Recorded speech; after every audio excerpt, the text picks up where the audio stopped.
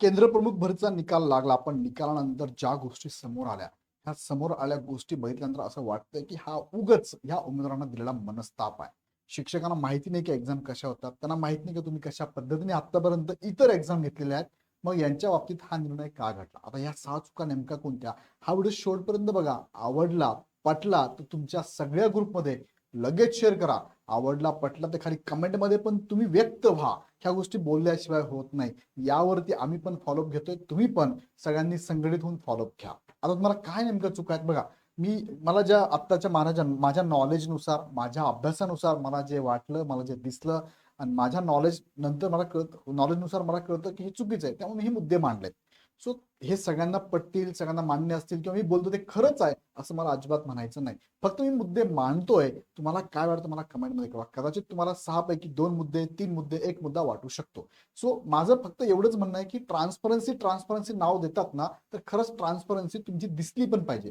बोलण्यातनं नाही, तिथे ऍक्शन घेताना पण दिसली पाहिजे. 6 चुका मी तुम्हाला सांगतो काय झाल्या आहेत. थोडक्यात हा व्हिडिओ बघा. आवडला तर नक्की मला कमेंटमध्ये पण कळवा.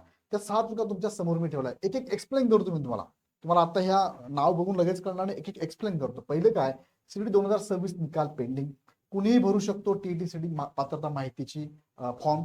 कोणती माहिती भरावी, टीईटी पेपर 1 की पेपर 2 की दोघंही. टीईटी पात्रता वेळ अजून मिळणार का? आयबीपीएस पॅटर्न नुसार रिझल्ट आणि नॉर्मलायझेशन झालेलं आहे का? आणि रिस्पॉन्स शीट 500 रुपये फी नेमकं काय प्रकरण आहे? थोडक्यात बघूया एक वन बाय वन. पहिला मुद्दा बघा तुमच्या समोर आहे. 6 पैकी ही पहिली चूक काय आहे बघा. मला जी वाटली ती चूक तुमच्या समोर मी ठेवली आहे. सीटी 2026 चा निकाल अजून पेंडिंग आहे. तुम्हाला माहिती आहे की आता 7 आणि 8 फेब्रुवारीला एक्झाम झाली. बरोबर आहे, एक्झाम झाली. एक्झाम झाल्यानंतर तुमचा आन्सर की आलेली आहे आणि फायनल निकाल जवळपास असं अपेक्षित आहे की 20 मार्च पर्यंत लागेल. आता अपेक्षित आहे पण हा जाऊ शकतो पुढे. 20 मार्चच्या पुढे पण जाऊ शकतो. 20 मार्च नंतर पण लागू शकतो. मग असं जर असेल आणि ही सीडीची एक्झाम ज्या ज्या शिक्षकांनी दिलेली आहे त्या शिक्षकांनी जर या सीडीला चांगले मार्क पडून ते जर पेपर 1 म्हणा किंवा पेपर 2 म्हणा किंवा दोन्ही पेपर जर क्वालिफाय होत असतील तर यांचे मार्क अपडेट करायला यांनी वेळ द्यायला पाहिजे की नाही? मग ही साधी साधी गोष्ट आहे की लक्षात घ्यायला पाहिजे. मग तुम्ही डेट काय दिली? फक्त 4 दिवसात तुम्हाला अपडेट करायला लिंक दिली बघा त्यांनी. 16 ते 21 पर्यंत अपडेट करायला लिंक दिली आहे. 20 ला जर रिझल्ट लागला तर ठीक आहे, पण नाही लागला तर तुम्ही ही डेट वाढून देणार का? मुलांना संभ्रम अवस्थेमध्ये टाकलेलं उगाच मनस्ताप. मुलांना बोलावं लागतंय, अरे असं नका करू, 20 तारखेला निकाल लागेल हे घोषित नाही केलं युनिव्हर्सिटीनी. आपली शक्यता आहे, जसं की 12 तारखेला आन्सर की आली तर 7-8 दिवसात निकाल लागतो बाबा, अशी शक्यता आहे. पण लागला पाहिजे. नाही लागला, काही तांत्रिक कारण असतील तर मग पुढे गेला तर काय करायचं? तुम्हाला माहिती आहे की 19 नंतर 20-21 काहीतरी परत रमजान ईद आहे, गुढीपाडवा उद्या आहे. मग ह्या सुट्ट्या जर आल्या, परवा तर नाही सुट्टी पण लगेच सुट्टी रमजानीची आहे. तो उद्या सुट्टी आहे, परवा लागेल की निकाल? मग उद्या जर सुट्टी असेल तर ह्या सगळ्या गोष्टी लक्षात घेता त्यांनी 4च दिवस दिली आहे. संधी द्यायला हवी नाही ह्या उमेदवारांना. 20 मार्च अंदाजित तारीख आहे. सो हा पहिला मुद्दा आहे. या सीडीच्या ज्यांनी दिली त्या उमेदवारांना, त्या शिक्षकांना इथे संधी द्यायला पाहिजे. तुम्हाला काय वाटतं मला कमेंटमध्ये नक्की कळवा. आता तिकडे जाण्यापूर्वी एक मुद्दा मी तुम्हाला सांगू इच्छितो. इग्नाइट अकॅडमी याच्यावरती खूप काम करते. मी याच्यावरती प्रत्यक्ष अप्रत्यक्षरित्या तुम्हाला सगळी माहिती प्रोव्हाइड करत असतो. बरेचसे शिक्षक मला कॉल पण करतात.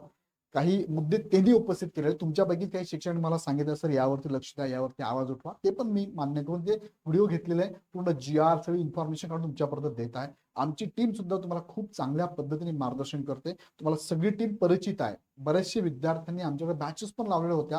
केंद्र प्रमुखला खूप चांगले रिझल्ट पण त्यांचे आले. इव्हन दो काही जिल्ह्यात ते टॉपर पण आहेत. सो माझी तुम्हाला रिक्वेस्ट आहे, बघा तुम्हाला शक्य असेल तर तुम्हाला आवडलं तर काय, इग्नाइट अकॅडमी टीईटीची बॅच आपण चालू केलेली आहे आणि त्यामध्ये आता गुढीपाडव्यानिमित्त 20% ऑफर पण आहे, 20% सूट पण आहे. सो तुम्ही काय करू शकता, तुम्ही रेकमेंड करू शकता तुमच्या सहकारी शिक्षकांना, ज्यांना ज्यांना शिक्षकांना टीईटीचं क्वालिफाय होणं गरजेचं आहे त्या शिक्षकांना तुम्ही नक्कीच रेकमेंड करू शकता. तुमच्या माहितीतले काही शिक्षकांचे ग्रुप असेल, तुमच्या माहितीतले कोणी विद्यार्थी असेल त्यांना पण रेकमेंड करू शकता. काय करावी तर तुमचा अनुभव तुम्ही सांगू शकता की तुम्ही आमच्याकडे बॅचला होता, तुम्ही आम्ही तुम्हाला कसं शिकवलं, कशा पद्धतीने ह्या स्कोर पर्यंत आणून ठेवलं, काय काय मदत इग्नाइट अकॅडमीची तुम्हाला झाली. काहींना डायरेक्ट झाली, काही इनडायरेक्ट पण झालेली आहे. तर तुम्हाला जर योग्य वाटलं तर नक्की रिकमेंड करा तुम्ही आणि तुमचा अनुभव त्यांना नक्की सांगा. सो हे सगळं मी तुम्हाला का सांगतोय, कारण जर चांगलं असेल तर रेकमेंड नक्कीच करायला पाहिजे, पण जर काही चुकत असेल तर ते पण आम्हाला सांगितलं पाहिजे. सो विद्यार्थी मित्रांनो नक्की रिकमेंड करा. 2 बॅचेस बघा, ही विथ बुक किट आहे आणि ही विदाऊट बुक किट आहे. योग्य असेल ती बॅच ते घेऊ शकतात. फार कमी फी मध्ये 20% ऑफ मध्ये सध्या चालू आहे. 19 तारखेपर्यंत ही ऑफर चालू असणार आहे. आता पुढच्या मुद्द्याकडे तुम्हाला घेऊन जातो. दुसरी चूक कोणती बघा, दुसरी चूक कोणती आहे तर टीईटी पात्र माहिती भरायची. त्यांनी लिंक दिली आहे, याच्यावर सेपरेट व्हिडिओ घेतला मी. सगळ्यात मोठी चूक तर हीच आहे, हायएस्ट चूक हीच आहे. मी व्हिडिओ पण घेतला. त्यात काय, कुणीही तो फॉर्म भरू शकतो, कुणीही रोल नंबर टाका, रजिस्टर नंबर टाका आणि फॉर्म भरून टाका. चुकीचं आहे. एखाद्या उमेदवार चुकीची माहिती भरली जाऊ शकते. चुकीची माहिती भरल्यास पुन्हा संधी मिळणार नाही, हे पण त्यांनी सांगितलं आहे. उमेदवार अडचणीत 100% येऊ शकतो. याला जबाबदार नक्की कोण, हे पुणे परिषद आहे की त्यांनी ज्यांना कॉन्ट्रॅक्ट दिलं त्यांना आहे. नेमकं काय म्हणजे विद्यार्थ्यांना सांगावं लागतं की अरे ही चूक झाली, ती रिपेअर करा. इथपर्यंत ही झाली दुसरी चूक. तिसरी चूक बघा, तिसरी चूक आहे की टीईटी पेपर 1 ची अपडेट करा की 2 ची अपडेट करावं. त्या लिंकवर क्लिक केलं की तुम्ही एकच पेपर अपडेट करू शकता, 2 नाही करू शकत. पेपर 1, पेपर 2, पेपर 1, 2 असा ऑप्शन द्यायला पाहिजे होता.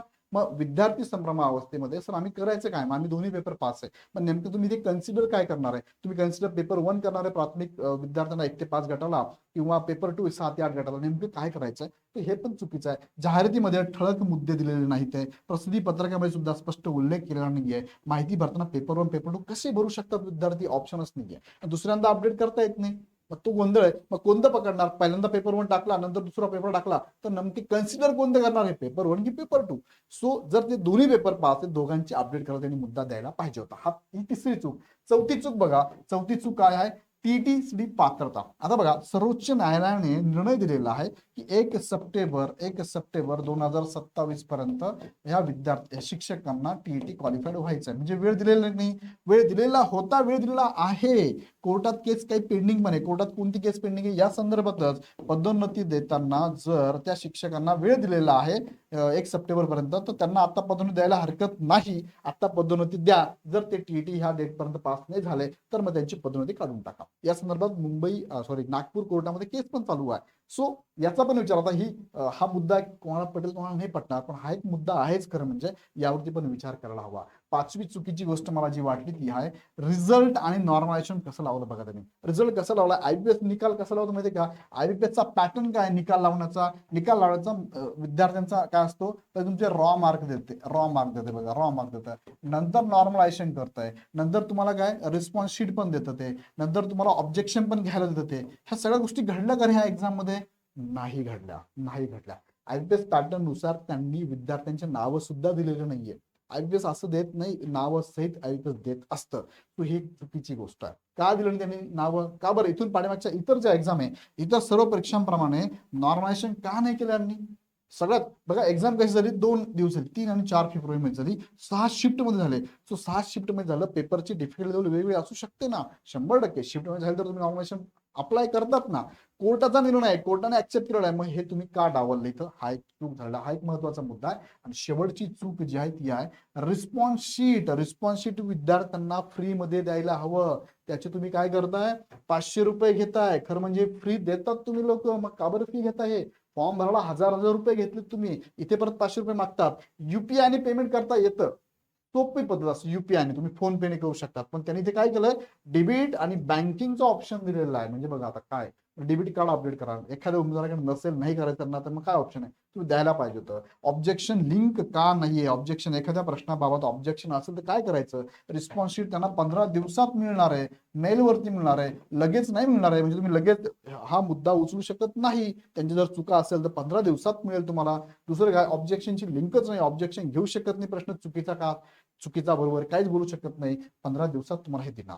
आता हे सगळे मुद्दे तुम्ही जर बारकाईने याच्यावर नीट विचार केला, मी तुम्हाला फास्ट फॉरवर्ड करून सगळे मुद्दे सांगितले, टोटल 6 चुका सांगितल्या. कदाचित काहींना 4 पटतील, 2 पटतील, 1 पटेल, कदाचित काहींना काहीच पटणार नाही, कदाचित काही नाही आवडत सर 6 नाही 6 पेक्षा अजून चुकायचं.